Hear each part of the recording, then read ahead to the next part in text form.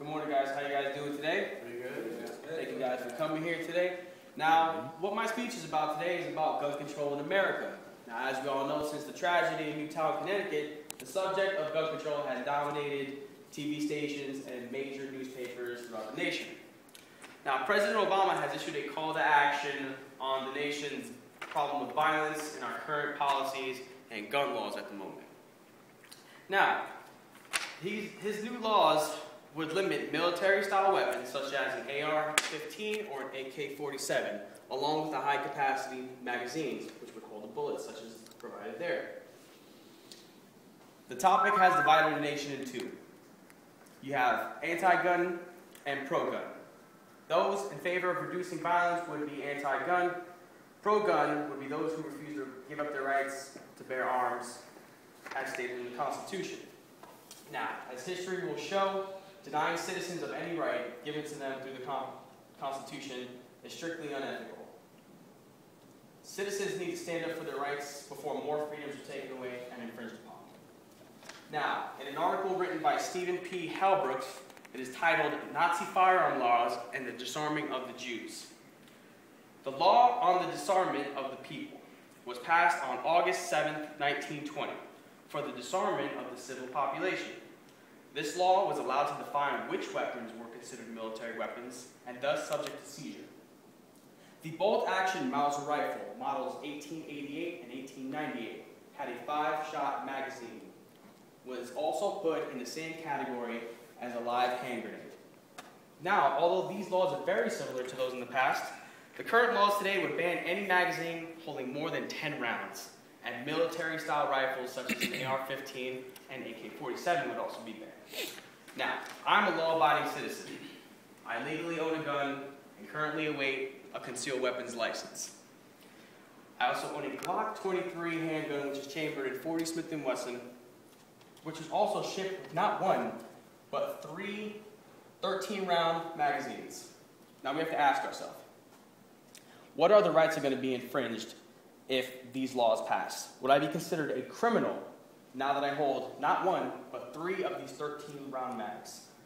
These are the types of questions that American gun owners should be asking themselves today.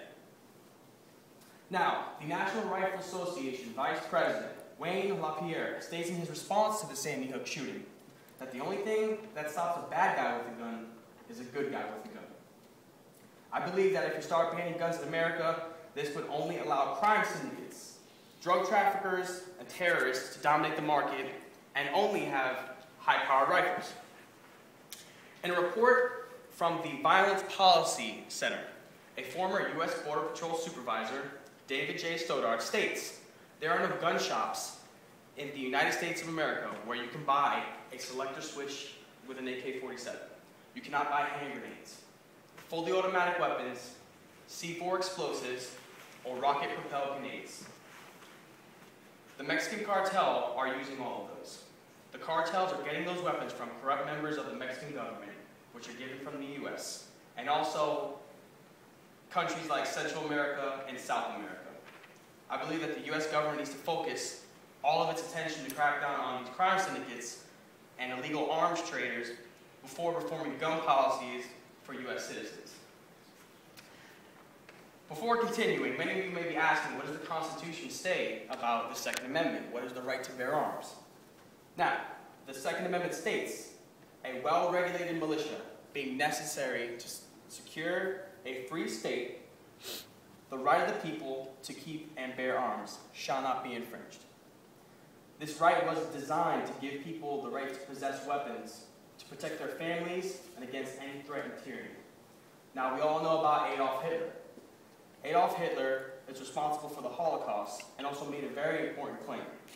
The most foolish mistake we could possibly make would allow the subject races to possess arms.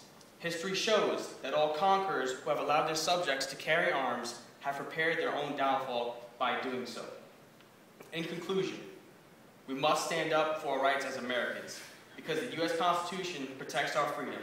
No matter what race, creed, religious beliefs, we must stand up for these rights. Now, the recent debate on gun control isn't about having a stockpile of AR-15s in our homes, but these are the rights given to us by our forefathers. As U.S. citizens, you must understand your rights and know what the U.S. Constitution states. Do not allow any national leaders that come into power to take away your rights. This is what they were designed for. If they take away our rights to bear arms, just wonder what other rights could also be infringed upon. Thank you guys for being with me today. I appreciate your time.